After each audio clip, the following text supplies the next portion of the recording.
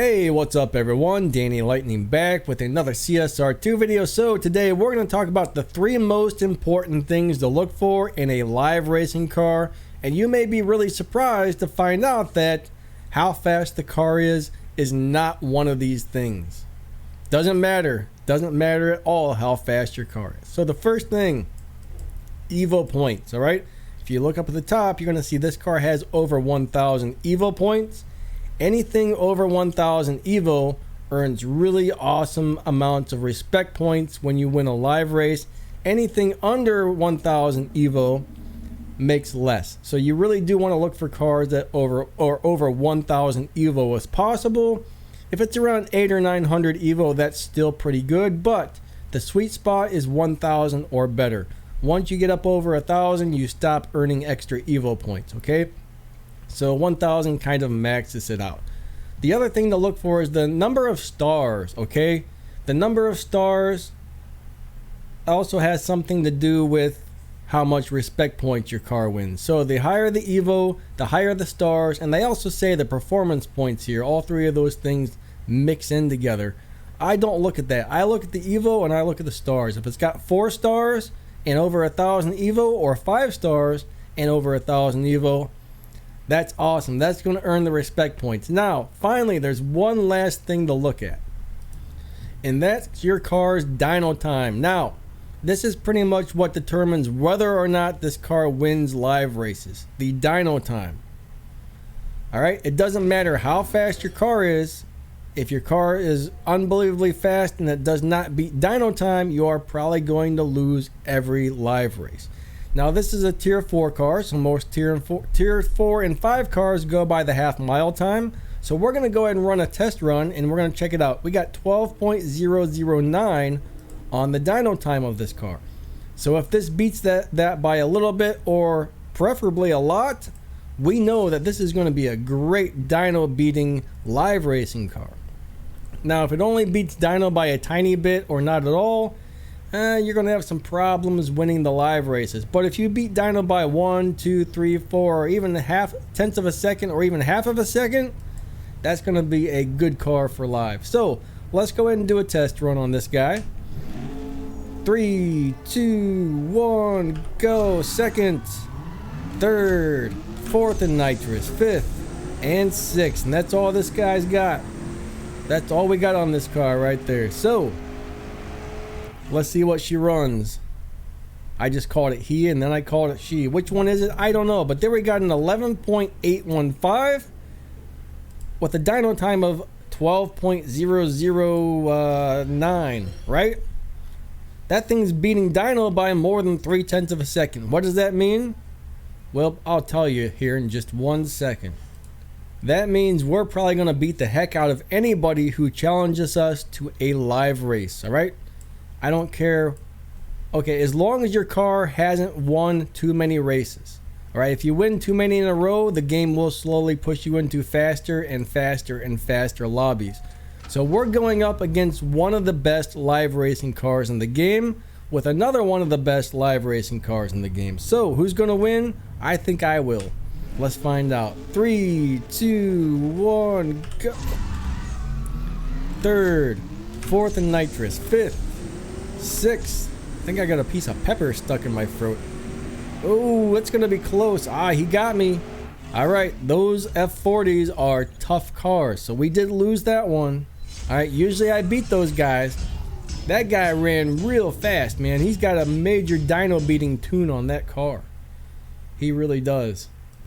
And I'm actually surprised that we lost that last race. This car usually beats every car out there. All right. 3, 2, 1, go. Second, third, fourth and nitrous, fifth, sixth, and here we go. I'm pretty sure we're gonna get this guy. No problem. This is usually how it goes, no matter who I live race when I'm using this car, and it's on a fresh tune. If you win too many in a row, you do have to reset your cars. All right, I do have a video on that. I'm not sure if the one technique is still working or not, but it may or may not still work. I was trying to do it on one of my cars recently and I couldn't get the car to reset, but it does look like this car has reset. So it might still be working. Maybe I did something wrong when trying to reset the other car. Alright, let's go ahead and race one more person. One or two, it doesn't matter. We'll race a couple more people. This guy wants to race me again. I'm just going to go ahead and pause this.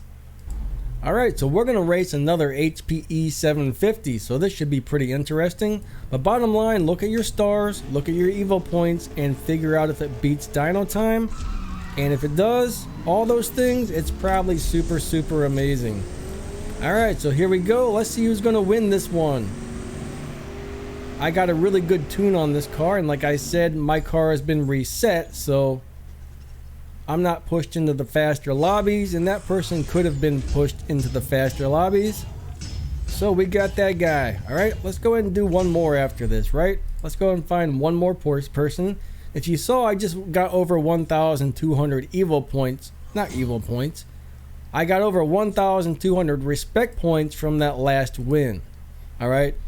That's because I got 4 stars and I've got over 1,000 Evo. So this is a very good respect point earning car. Plus it beats dyno time by a lot, so it beats everybody. Very good car for live racing.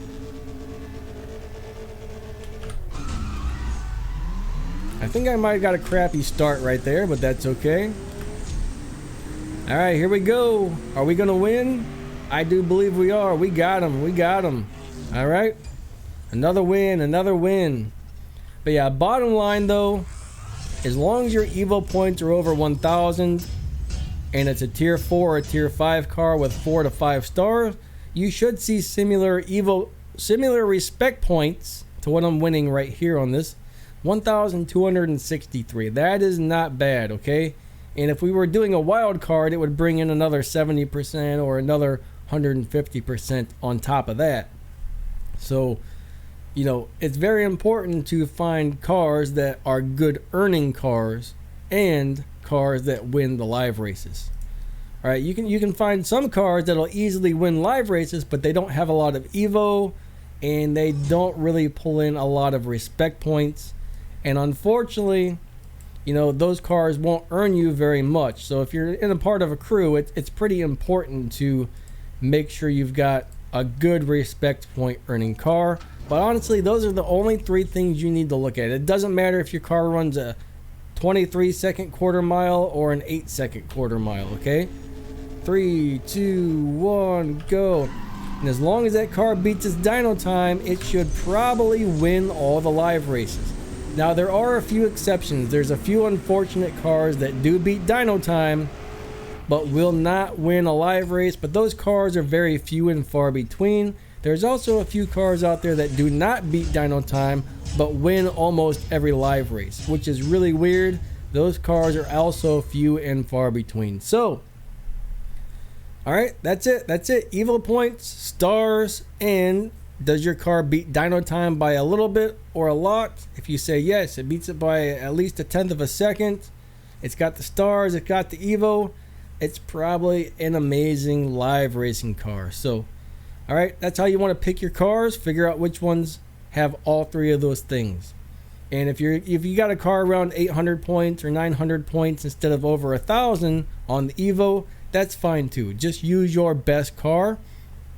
I used to use a tier 2 Porsche Boxster on all stage 5 parts for a really long time.